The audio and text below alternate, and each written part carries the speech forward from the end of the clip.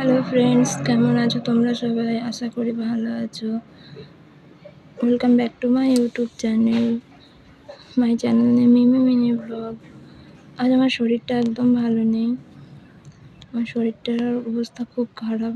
আমার কানের ভেতরে, বাঁ কানের ভেতরে একটা ফুটো হয়ে গেছে, যে কারণে আমার প্রচণ্ড কষ্ট হচ্ছে। কথা বলতে পারছি না, হাঁ করতে পারছি না, কিছু খেতে পারছি না। তাও তোমাদের কাছে একটা কথা শেয়ার করার জন্য আমি ভিডিওটা বানাচ্ছি অনেক কষ্টে।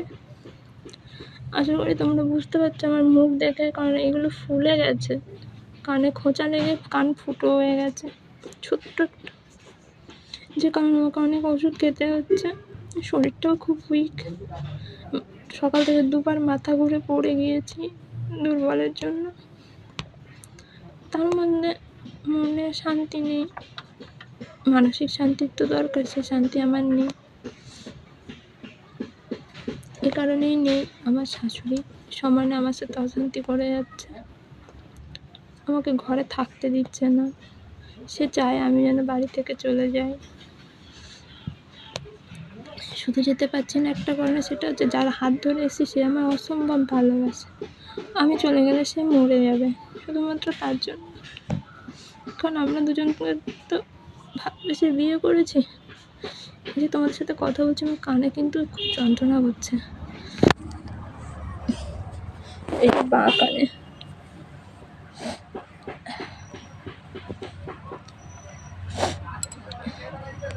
তো আমার শাশুড়ি চাইছে আমাকে ঘর থেকে বের করে দিতে, যাতে আমরা ঘর থেকে বেরিয়ে যাই। ছোট ছোট ব্যাপারেও আমাদের সাথে অশান্তি করছে, আমার সাথে, আমার বরের সাথে। দিনরাত 24 ঘন্টা। সকালবেলায় বলেছি যে আমার কানে ব্যথা করছে, আস্তে কথা বলে, তাই নিয়ে ঝগড়া শুরু করছে। আমার যাওয়ার জায়গা নেই, যেই মুহূর্তে চলে যাব। কারণ আমার বর পাইপ লাইনের কাজ করে, সেখানে বেশি টাকা ইনকাম হয় না। তো যাওয়ার মতো পরিস্থিতি আমাদের নেই, এত তাড়াতাড়ি কোথাও ভাড়া বাড়ি চলে যাওয়ার মতো। জায়গা আছে, কিন্তু আমার শাশুড়ি ঘর করতে দিচ্ছে না, আর ঘরে থাকতেও দিচ্ছে না। আমি কী করবো তোমরা আমাকে কমেন্ট করে বলবে। আমি মরতেও পারছি না। আমি যদি মরে যাই, ও নিজেকে শেষ করে দেবে, আর আমার কিছু হয়ে গেলে আমার মা বাবা কাউকে ছাড়বে না। আমি কিছু করতেও পারছি না। আর সময় নেবার কানে যন্ত্রণা করছে। জেমস হসপিটালে গিয়েছি, ডক্টর ভর্তি লিখে দিয়েছে।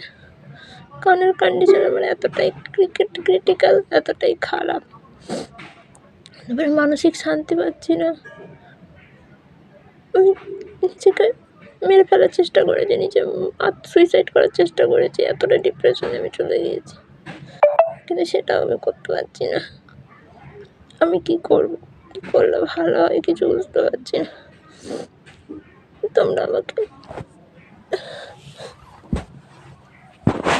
আমাকে বলে দাও আমি কি করবো। খুব কষ্ট হচ্ছে। সারাদিন আমার শাশুড়ি আমার সাথে অশান্তি করে যায়, সারাদিন ঠিক করে দুটো খেতেও পাই না। বাপের বাড়িতে কোনোদিন এত কষ্ট করিনি, কষ্ট করেছি, সেখানেও কষ্ট করেছি, কিন্তু এতটা কষ্ট আমার মা বাবা করতে দেয়নি কোনোদিন আমাকে। এখানে এসে আমি মাঝে মাঝে না খেয়ে থাকলেও আমি কাউকে বলি না আমি না খেয়ে আছি, কিন্তু আমার শাশুড়ি সমানে আমার সাথে অশান্তি করে যাচ্ছে। এটা তো মেনে নেওয়া যায় না। তোমাদের সাথে ভিডিওটা শেয়ার করছি, কারণ আমি তোমাদের সাথে যা কিছু হয় শেয়ার করি। আমার মনে খুব কষ্ট হচ্ছে, তাই জন্য শেয়ার করতে বাধ্য হলাম।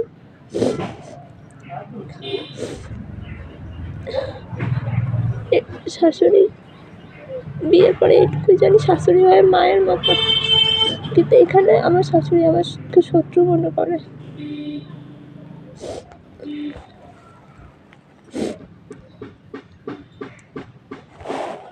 তোমরা বলো আমি কি করবো। তোমরা আমাকে কমেন্ট করে বলবে করা উচিত কি করা উচিত নয়। আর ভিডিওটা ভালো লাগে লাইক করবে, প্রচুর প্রচুর শেয়ার করবে, চ্যানেলটা সাবস্ক্রাইব করবে। এর বেশি কিছু আর বলতে পারলাম না।